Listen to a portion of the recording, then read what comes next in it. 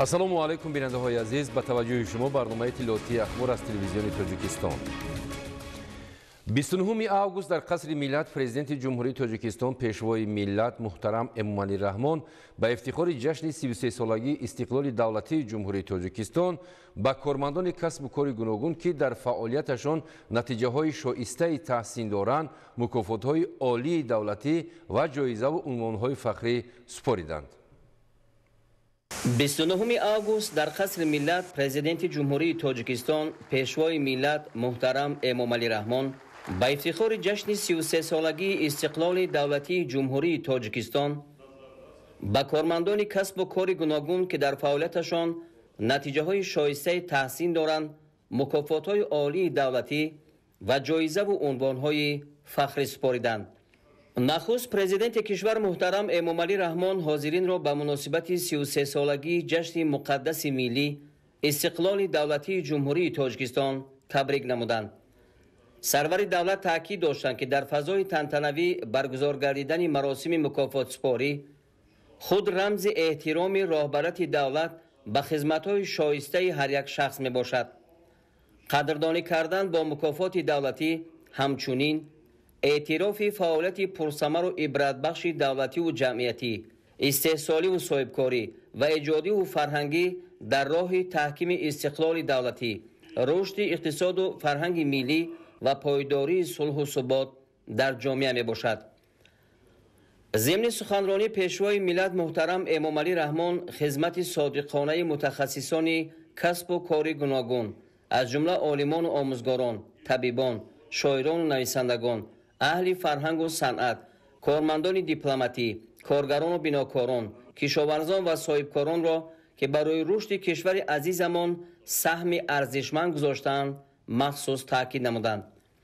президенти кишвар муҳтарам Эмомалӣ Раҳмон оид ба татбиқи ҳадафҳои созандаи ҳукумати ҷумҳурии Тоҷикистон давоми 33 соли соҳибистиқлолӣ ва талошҳои мардум баҳри пешрафти соҳаҳои саноату энергетика, нақлиёту сохтмон ва кишоварзӣ андешаронӣ карда бо итминон изҳор доштанд ки мардуми сарфарози мо дар оянда низ саъю талоши худро ба хотири ободии ватан, пешрафти давлат ва осоишу оромии ҳар як хонадон дучанд хоҳанд кард. баъди суханронии сарвари давлат як гурӯҳи калони намояндагони фаъоли ҷомеа, кормандони касбу кори гуногун бо мукофоту ҷоизаҳои давлатӣ сарфароз шуданд. пешвои миллат муҳтарам Эмомалӣ Раҳмон дар маросими супоридани мукофотҳои давлатӣ саҳми кормандони дипломатӣ аз ҷумла сафирони фавқулодда ва мухтори ҷумҳурии Тоҷикистонро дар кишварҳои олам дар роҳи таҳкиму густариши муносибатҳои дипломатӣ бо кишварҳои хориҷ махсус таъкид намуданд. натиҷаи ҳамин қадршиносиҳо буд ки имрӯз 4 нафар кормандони дипломатӣ бо мукофотҳои давлатӣ сарфароз гардиданд. барои дастовардҳои баланди меҳнатӣ, фаъолияти самаранок дар хизмати давлатӣ, рушди илму фарҳанг ва дигар бахшҳои иқтисоди миллӣ дар ин маросим бештар аз 200 нафар аз президенти ҷумҳурии Тоҷикистон муҳтарам Эмомалӣ Раҳмон мукофотҳои давлатии ҷумҳурии Тоҷикистонро гирифтанд.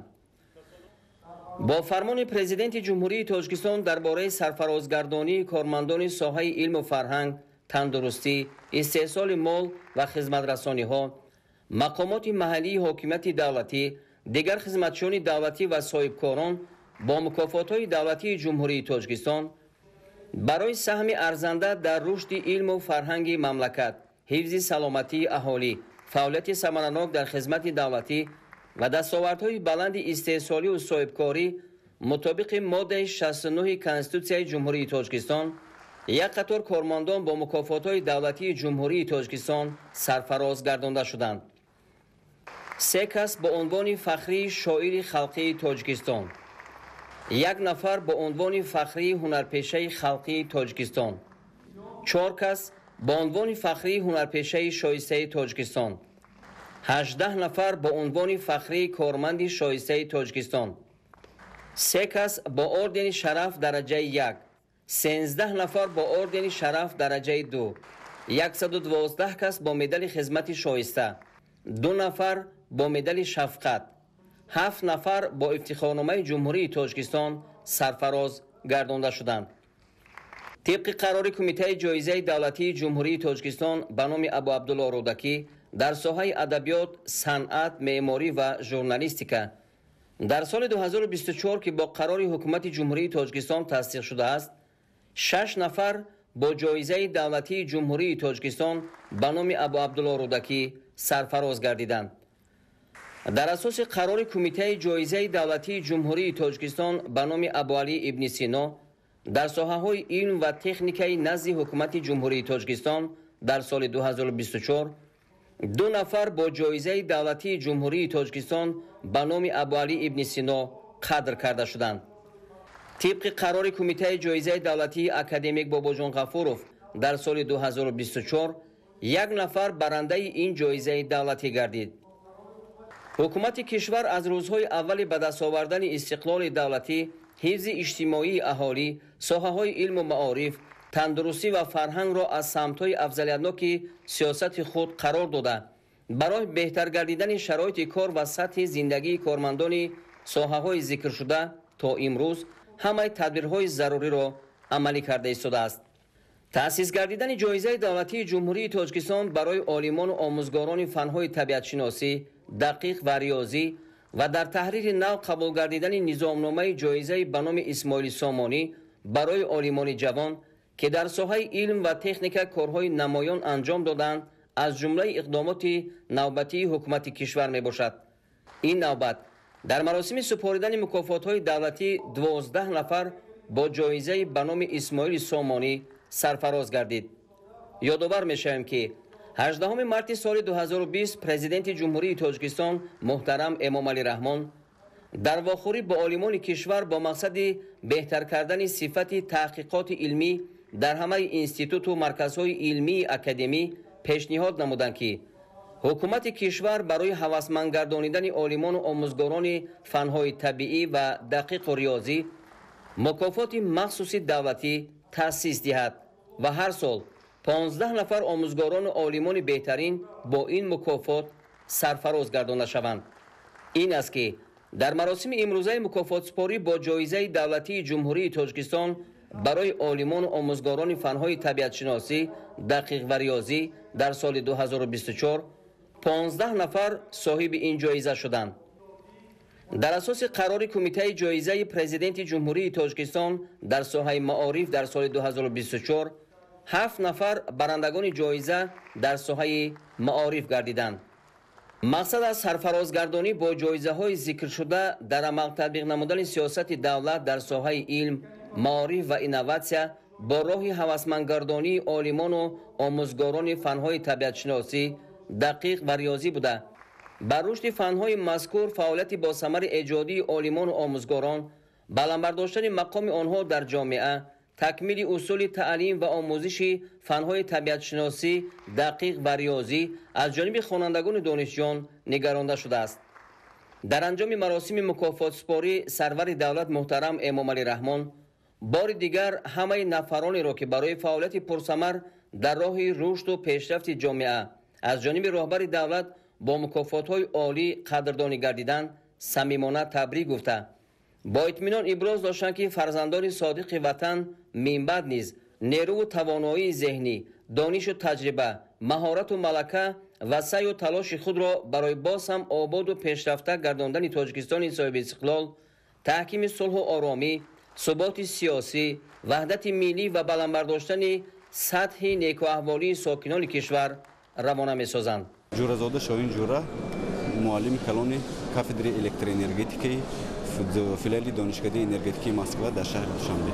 باعث فخر است که در عرفه 33مین سالگرد استقلال دولتی جمهوری تاجیکستان رهبر دولت محترم امام علی رحمان برای ما جوانان همچنین جایزه به نام اسماعیل سامانی را سرفراز گردیم که این به ما روحیه نو میبخشد و تا اینکه در آینده باز به خلاهای بلند علمی نایل گردیم و برای آبادانی وطن عزیزمان بسیار کارهای باز زیادتر را به سامان رسانیم. давлатзода давлат сангин ҳастам, номзади илмҳои техникӣ, дотсенти донишкадаи кӯҳии металлургии Тоҷикистон.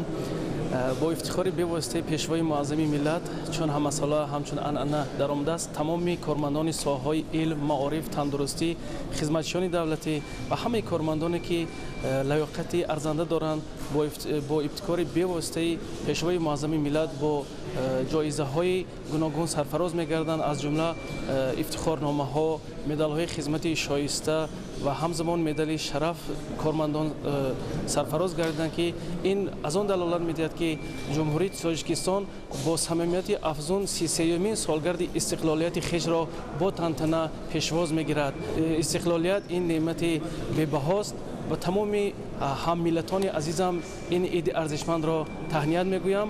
همه جایزه ها و هم ملتان مبارک باد. کریم و بهادر حسنویچ دوسنت کافدرای با حسابگیری محاسبی و آدیت دانشگاه بین‌المللی سیاحی و صاحبکاری تاجیکستان. امروز ما شاهد آن بودیم که اساسگذار صلح و وحدت ملی پیشوای معظم ملت محترم پرزیدنت جمهوری تاجیکستان امام علی رحمان و نمایندگان علم و فرهنگ و کارمندان ساحه‌های گوناگون اقتصادیات ملی جمهوری تاجیکستان مکافات‌های دولتی و جایزه‌ها را تقدیم نمودند. بنابراین من از نام خودم از نام دانشگاه کلکتیوی بسیار نفره دانشگاه بین‌المللی سیاحی و صاحبکاری تاجیکستان به جناب عالی اظهار سپاس می‌نمایم. همیشه ما در خدمت وطن و ملت میباشیم. رمضان نصرالدین زاده سردار ریاست کار با جوانان و ورزش ولایت ختلان مایه افتخار و شرف و سرفرازی خود میدونم که در برابر کارمندان کسب و کار گوناگون در عرفه استقبال از 33مین سالگرد استقلال دولتی جمهوری تاجیکستان از دست اساسگذار صلح و وحدت ملی پیشوای محبوب و معظم ملت پرزیدنت جمهوری تاجیکستان محترم امام علی رحمان امروز مدال خدمت شایسته گرفته. واقعا هم قدر و منزلت و دستگیری متخصصان جوان در مد اول نظر پیشوای معظم ملت قرار داشته. همیشه به مسئله تطبیق سیاست دولتی جوانان و رشد و نموی ساحه جوانان و ورزش توجه خاص ظاهر می نماید. این دستگیری و توجه مخصوص پیشوای معظم ملت ما را بار دیگر به آن راهنما می‌سازد که در سمت فعالیت خود صافدلانه و صادقانه به خلق و میهن خود خدمت کرده و پیشوای معظم ملت خود صادق باشیم. این رسالت بزرگ و تاکیدهای رهبر دولت را ما به دوش خود گرفته برای تطبیق سیاست دولتی جوانان و رشد همه‌جانبه ساحه ورزش سهم شایسته خود را می‌گذاریم. 29 август تحت ریاست پرزیدنت جمهوری تاجیکستان پیشوای ملت رئیس حکومت جمهوری تاجیکستان محترم امام علی رحمان مجلس حکومت جمهوری تاجیکستان برگزار گردید. 29 август تحت ریاست پرزیدنت جمهوری تاجیکستان پیشوای ملت رئیس حکومت جمهوری تاجیکستان محترم امام علی رحمان مجلس حکومت جمهوری تاجیکستان برگزار گردید. در مجلس نخست درباره استراتژی پیشگیری نظارت بیماری‌های غیر سرایتی و آسیب برداری در جمهوری تاجیکستان برای دوره تا سال 2040 گزارش وزیر تندرستی و حفظ اجتماعی اهالی جمال الدین عبدالله‌زاده شنیده شد. تاکید گردید که استراتژی هدف، وظیفه و افضلیت‌های آشکارسازی بر محل بیماری‌ها، پس کردن سطح بیمارشوی، کاهش دادن فوت بر محل و معیوبیت از بیماری‌های غیر سرایتی و بهتر نمودن صفت حیات را معین می نماید. سمت‌های اساسی تطبیق استراتژی عملی سازی چاره‌بینی‌ها از قبیل ترغیب پرینسیپ‌های طرز حیات سالم و پیشگیری بیماری‌های غیر سرایتی در بین اهالی می باشد. بعد بررسی مسئله مذکور قرار حکومت جمهوری تاجیکستان درباره استراتژی پیشگیری نظارت بیماری‌های غیر سرایتی و آسیب برداری در جمهوری تاجیکستان برای دوره تا سال 2040 قبول گردید. سرور دولت محترم امام علی رحمان با وزارات و اداره‌ها، مقامات اجرایی حکومت دولتی ولایت مختار کوهستان بدخشان، ولایت‌های سواد و ختلان، شهر دوشنبه و شهر و ناحیه‌ها جهت عملی سازی استراتژی، اندیشیدن تدبیرهای ضروری و پیشنهاد کردن حسابات از رفت اجرای کارها دستور و سپارش‌ها دادند. سپس برنامه ملی به خطری اویاسیای گرجدنی جمهوری تاجیکستان برای سالهای 2025-2030 قبول شد. طور اطلاع داده شد هدف برنامه مذکور تأمین بخطری مسافران، هیئت پروازی، کارمندان روی زمینی، حفظ انشاءات و انفراستراکچور فرودگاه‌ها و ثمراناکی منتظم پروازهای بین المللی اویاسیای گراجدانی در جمهوری تاجیکستان میباشد. در ادامه کار مجلس لایحه‌های یک قطار قانون‌ها از جمله لایحه قانون جمهوری تاجیکستان درباره نظام یگانه دولتی به قیدگیری و به حسابگیری حقوق بیرانکنی‌ها، درباره وارد نمودن تغییرات به کودکس حقوق بیرانکنی مأموری جمهوری تاجیکستان و عاید به وارد نمودن تغییر و علاوه‌ها به قانون جمهوری تاجیکستان درباره اجاره مالیوی، لیزینگ، محاکمه و برای بررسی به مجلس نمایندگان مجلس عالی جمهوری تاجیکستان ارسال کرده شد. دایر به تأسیس مؤسسه دولتی مرکز ملی عاید به عملی نمایی سازشنامه پاریژ و درباره ترتیب تعیین نمودن کمک پولی عنوانی اجتماعی، معین نمودن اندازه آن و شهروندان کم بضاعت در جمهوری تاجیکستان قرارهای دخلدار قبول کرده شد. در فراورد مجلس پرزیدنت جمهوری تاجیکستان محترم امامعلی رحمان جهت تطبیق سریوقتی استراتژیا و برنامه‌های دولتی و دیگر سندها به مسئولین سپارش‌ها دادند. دستور و هدایت‌ها به وزارات و اداره‌ها و مقامات اجرایی حاکمیت دولتی ولایت‌ها، شهر و ناحیه‌ها عاید به آغاز سال نو خوانش و آمادگی جدی به موسم زمستان داده شد. توجه زیاد همچنین به وسعت کارهای آبادانی به استقبال جشن عمومی ملی 35 سالگی استقلال دولتی جمهوری تاجیکستان ظاهر گردید.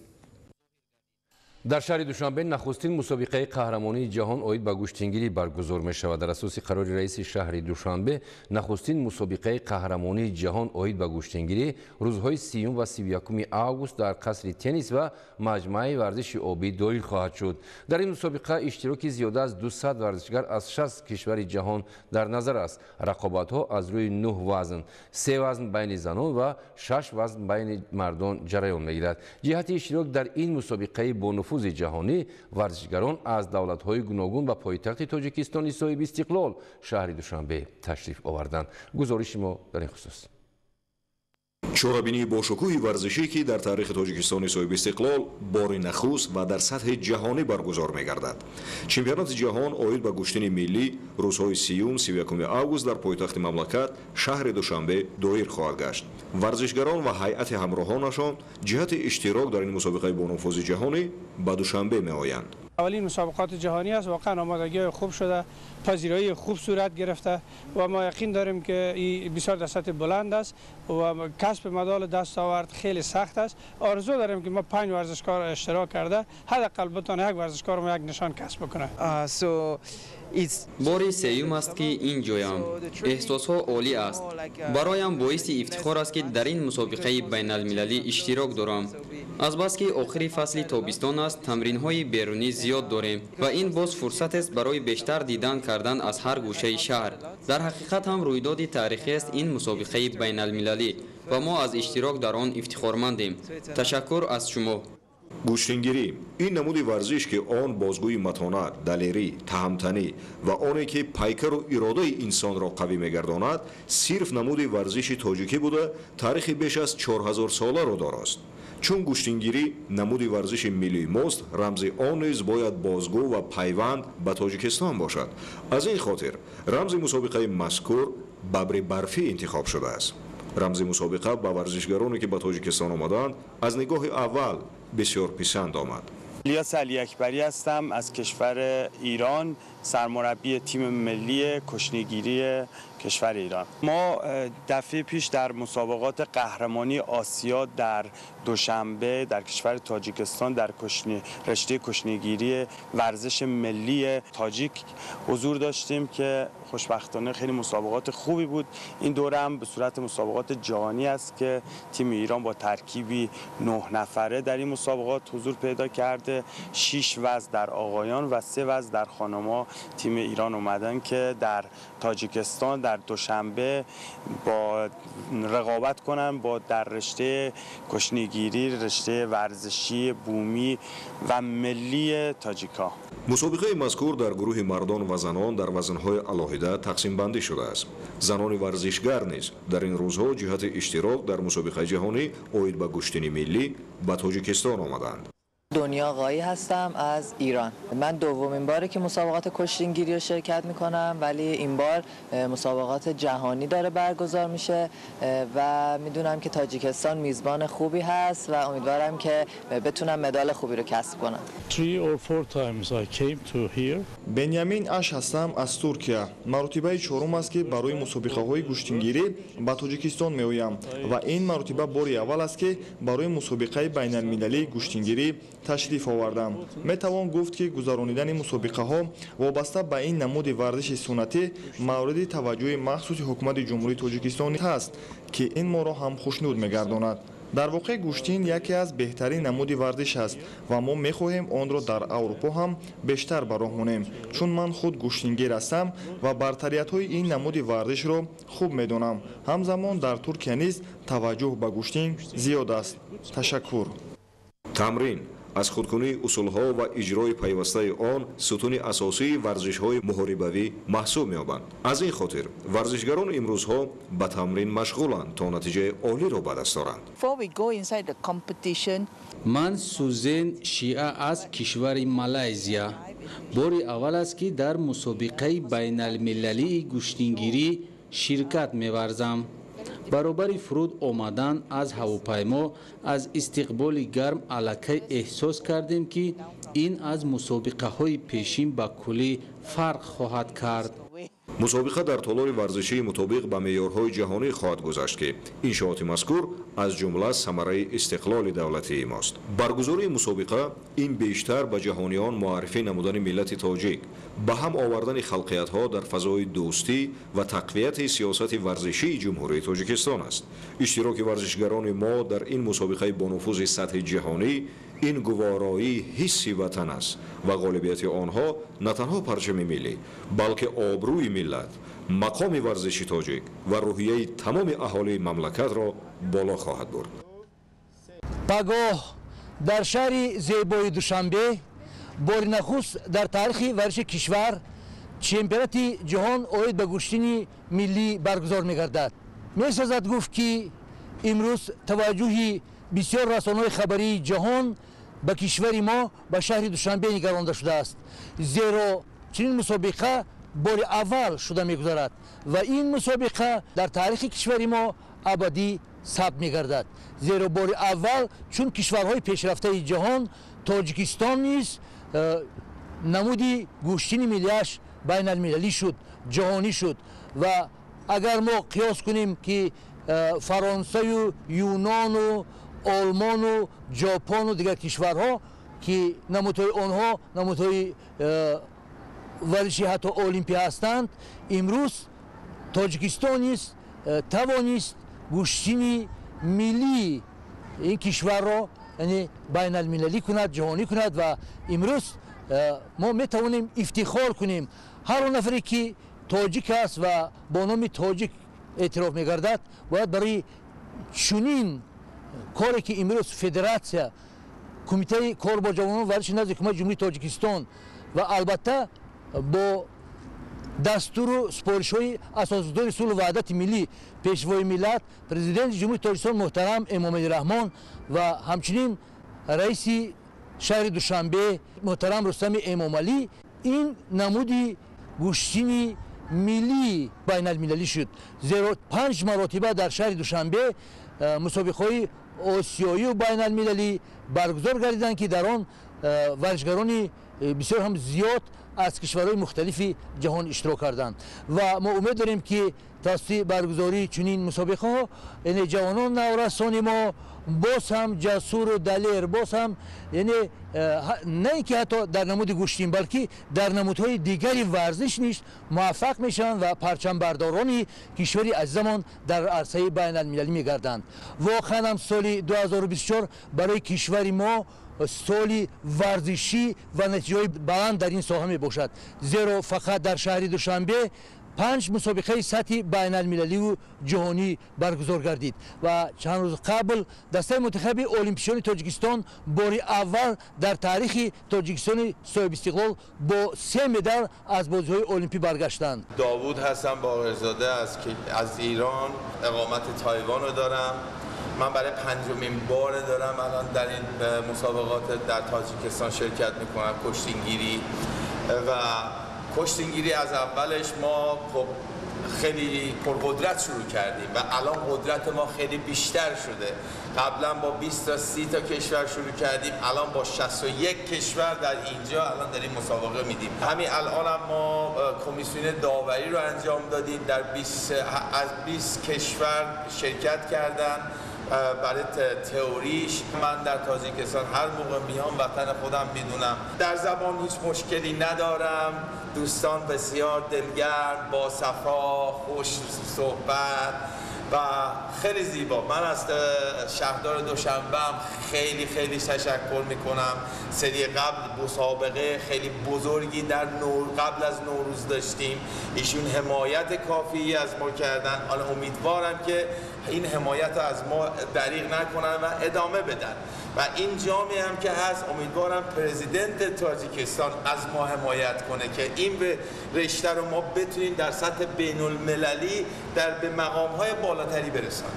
من خودم در کشور چین هستم، تایوان، چاینیز تایپه، و این کشتیگیری رو وقتی آنجا بردم ما اولش هیچ کس نمیدانست و الان در اونجا دارم توسعه میدم. الان قبلا با یه ورزشکار می اومدم، الان با 3 ورزشکار اومدم.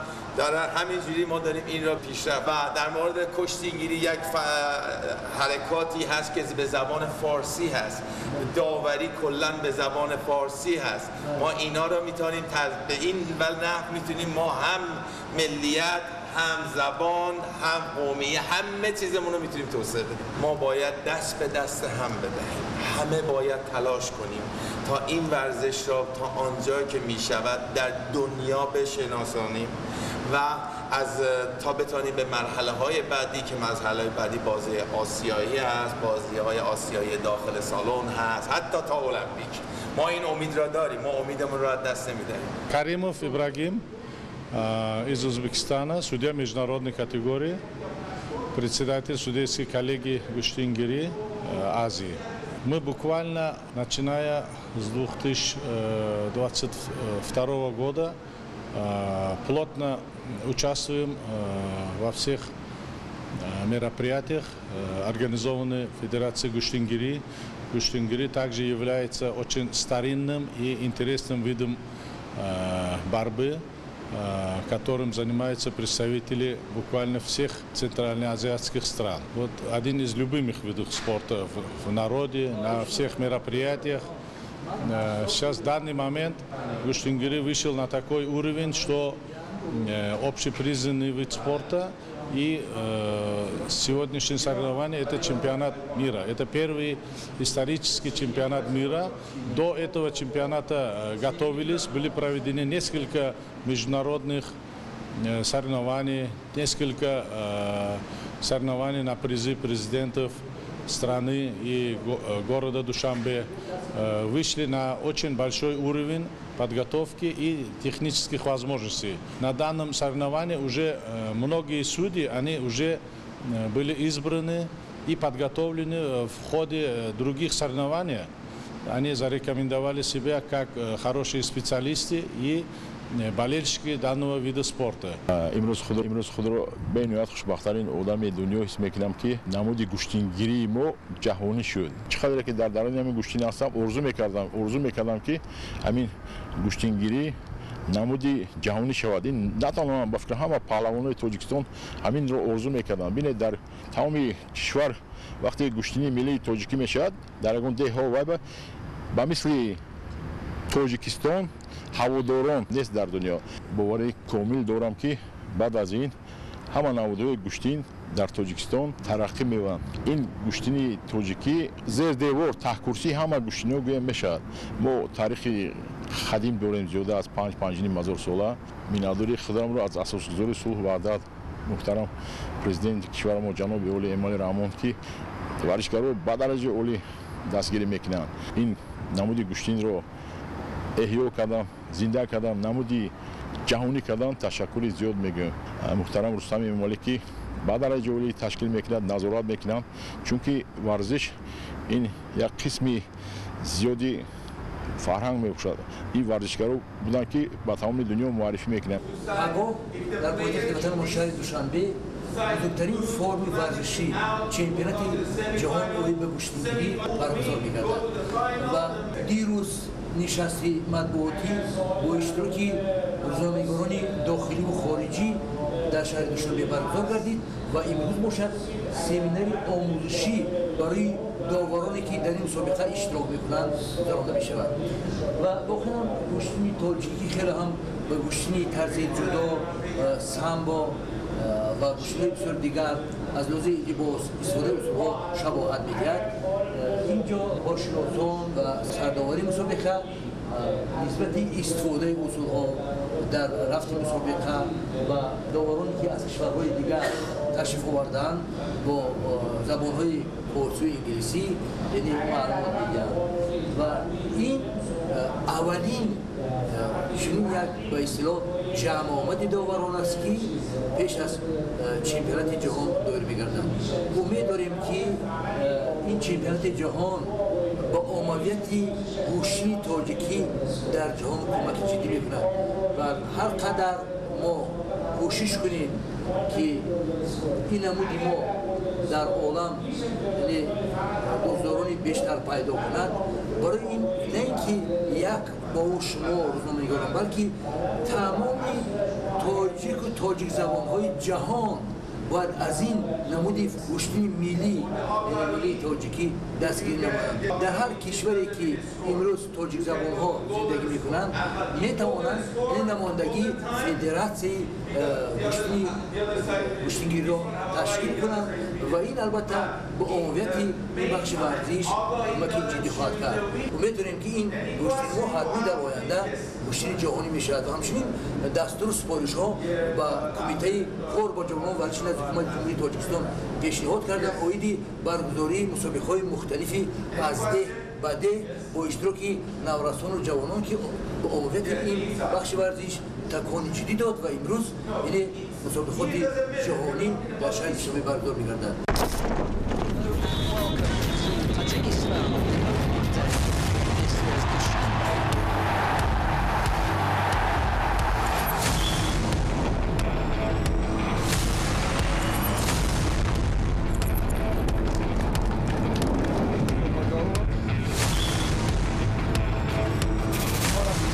اولین مسابقات جهانی گشتیگیری اشتراک میکنیم. خیلی دوست داریم تاجیکستان این ورزش کشتیگیری همونجور که آسیاییش برگزار شد برای اولین بار و الان هم برای اولین بار مسابقات جهانیش برگزار میشه قطعا در آینده بتونه در کشورهای مختلف تا بتونه این رشته رو یه روزی برسونه به المپیک و نماد تاجیک ها و تمام فارس‌زبان های جهان باشه این کشتی ملی.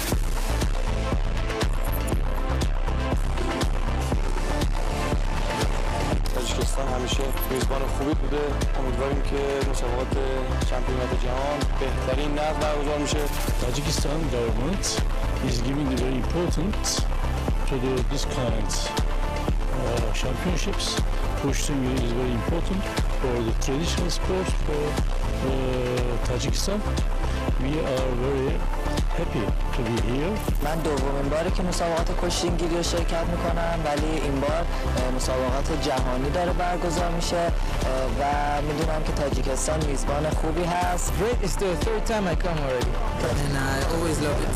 It's a great honor for me to participate in the first World Championships.